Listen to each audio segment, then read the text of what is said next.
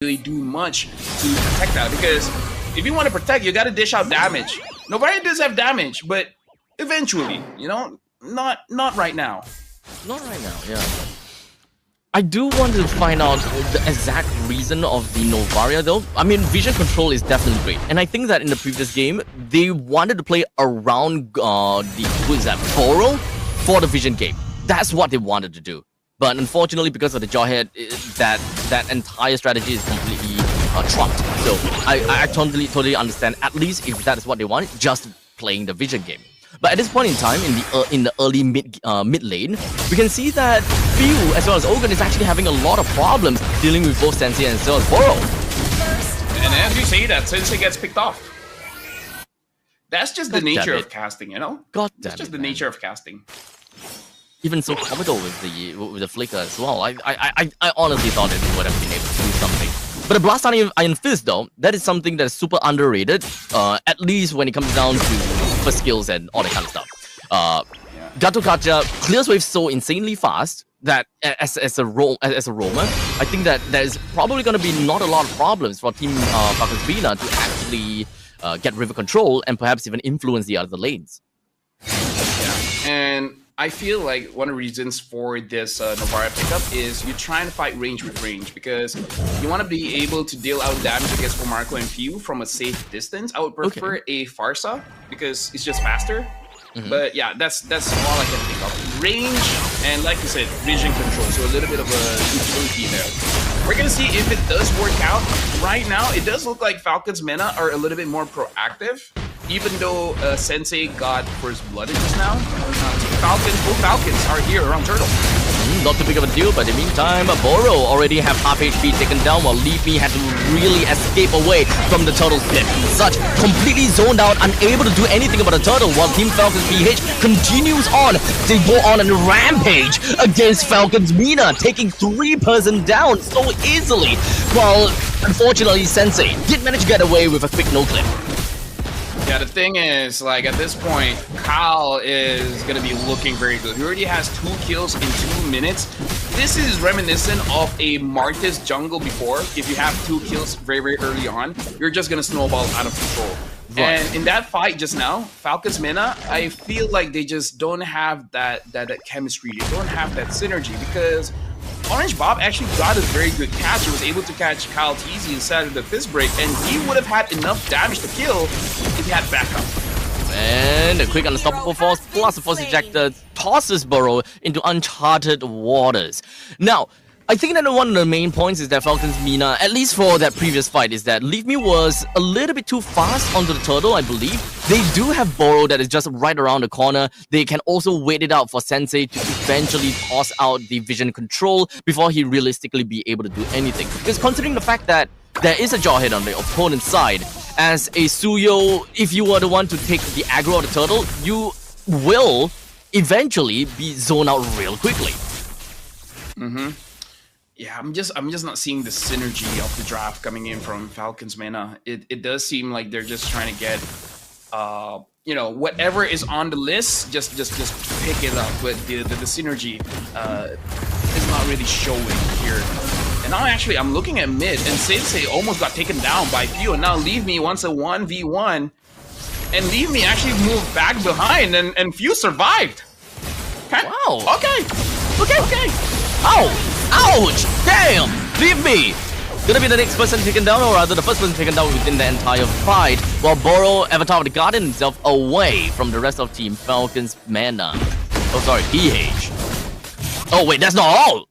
Damn, Super Marco! He's literally going in for the proxy Sensei! At this point, he's just being disrespectful. He just, you know, ultimate. I'm just gonna go in. What are they gonna do? You're a Novaria. He's stuck. Absolutely stuck. Yeah. Man. This is 5 minutes into the game. We're looking at 7 kills from the side of Team FALCONS, while Team FALCONS MENA haven't really gotten anything realistically. Anything at all yet. We're also looking at a 4,700 gold lead, and FALCONS PH is just constantly trying to do something. At this point in time, Falcons MENA, they wanted to dive in onto Kaltizi. I won't be surprised if he's able to 1v3 here. But surprisingly, that is a shutdown in favor for Leave Me. But shortly after the death, Team Falcons continue on forward. But fortunately for Boro, he does have an avatar to guard and get himself away. Okay, Falcons MENA, I see you. I see you. You know, they caught Kyle TZ slipping. It's like, hey, you still gotta respect us, man. Like, you're trying to 1v3 right now. We can't fight back. It's a good thing that they did, because that one kill really can slow down Kyle TZ at least enough for them to get some form back. You know, yeah. At least alleviate the pressure a little bit. To be fair, or rather, to be honest, I actually thought that at the point in time, Kyle TZ may actually be able to 1v3 that, given the amount of goal lead that they have got. But perhaps it's not a lot of goal lead onto Lucas himself. At this point, he only does have a Hunter Strike. He is slowly building up onto his next item though. So don't get me wrong, it is the jungle versus jungle matchup. We are looking at 1.1 thousand gold lead on top of that. In fact, Tasuyo doesn't even have his own Hunter Strike just yet. He decided to just half build it and then going up next for the War Axe first. Yep. Orange Bob already used his flicker to run away from Ogwen, so that's a pretty good trade from Ogwen because the Unstoppable Force is a lower cooldown compared to the flicker. So now Falcons, they're controlling the bottom side of the map, making sure that they have an easier time for this hurdle. And Falcons MENA, personally for me, just don't lose a lot of turrets. That's it. Like, if you don't lose a lot of turrets, eventually you'll be able to scale up. But then again, you're fighting against a Cillian, so I don't know how good that advice would be, but it's something. I think the snowball game is going to start to ramp up by now, right? This is the second turtle, as now Team Falcons just going to be jumping right in the face crack. Unfortunately, not able to do too much, but Orange Bob, he's actually surviving for a decent amount of time, but unfortunately not for long, as now there is a complete congregation right above on the purple buff. That is an absolute dominating performance from side of Kaltizi. And from all of that, it is going to be a Falcons MENA that has been utterly collapsed. And now Super Marco wants to leave me. Try to run away from Super Marco. Marksman kills an assassin. Bunga bunga. Ay caramba. Oh boy. Unleash the Beast is such a crazy thing. And of course, when it comes to the Shockwave Blast, it's a lot of damage as well. Falcons MENA now, they have lost all of the first tier defense turret. This is where the snowball happens, right? We're only looking at a 7,000 gold lead. Mark my words, every minute we are looking at 1,000 gold lead onwards. And Team Falcons, they will do whatever it takes to continue on battles after battles. At this point in time, FlapTZ not looking good. Flickers himself away. Even Zaman Force has been dropped down. So this may actually be a small little nook and cranny or that for Team Falcons PH to kind of whittle some more damage in onto Falcons MENA. I mean, here's the thing, Falcons MENA, yeah, I feel like given more time, Sensei and Koba can scale up.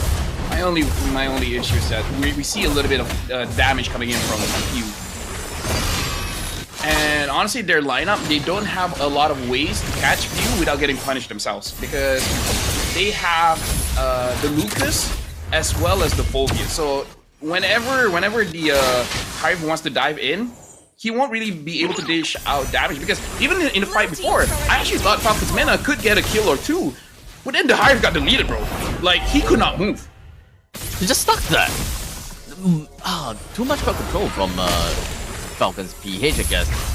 Most of these Avatar of the Guardians has been used very defensively. We haven't really seen a very aggressive Avatar of the Guardian just yet. As such, a lot of these engagement is really rests on to Orange Bob. He's not around the scene just yet. He did go for the fist breaking for now. Not quite fist crack now. Fist crack lands on the two. More than enough to get a kill down to FlapTZ, but Ogre flickers himself away. But Super Marco is not gonna say no for long, as he now joins into the fray, brings Leave Me down. Almost got shot down by the Astral Meteor form on the side of Sensei. I mean, say what you will. There were chances.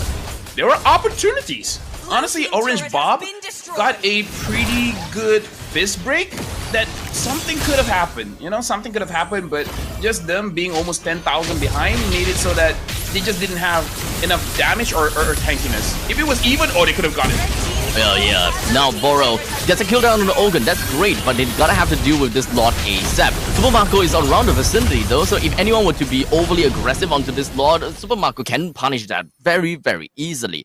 The middle lane is going to be under threat. Team Falcons PH, they are available and ready to go for any form of fight if Few is able to get a nice and green claws in. Team Falcons PH at this moment, Flash flickers in, gets Koba, deletes him from the map, and he's not done. He goes in, Orange Bomb will catch him and basically kill him then and there, but Kyle's easy, he wants more, he wants Borrow, he got Borrow, and Now Leave Me is staying inside of his base. Falcons, Philippines, they're just forcing it at this point, and Sensei is gonna be out of range, unable to get Kyle. Oh snap, super comical from the side of FlapDZ. He went all the way in and he's still not dead throughout the entire battle. Oh boy, this is what 11,000 goal lead realistically looks like. And Falcons MENA is back at the hot seat, whereby they gotta just hang back, look for farms, and they're just stuck thinking, look, what do we do now? Do we just funnel every single gold over to Koba, hoping that he'll be able to do something? But everyone is not farmed up. Honestly, personally for me, I'm already thinking what interview questions we want to ask Falcons Philippines, and I haven't come up with any interview questions based on this game just yet. Maybe I'll just ask them what they're going to do tomorrow or something. I don't know. Because at this point, this looks like, you know, pretty easy for them. And Levy got taken down. Kyle TZ's going to get punished. Is he? A double kill. And now a triple. This is a snowballing Lucas 1v3 not odd win. And now they want to continue on to Sensei. Sensei gets taken down by Super Marco. This is GG. 14,000 gold under 12 minutes.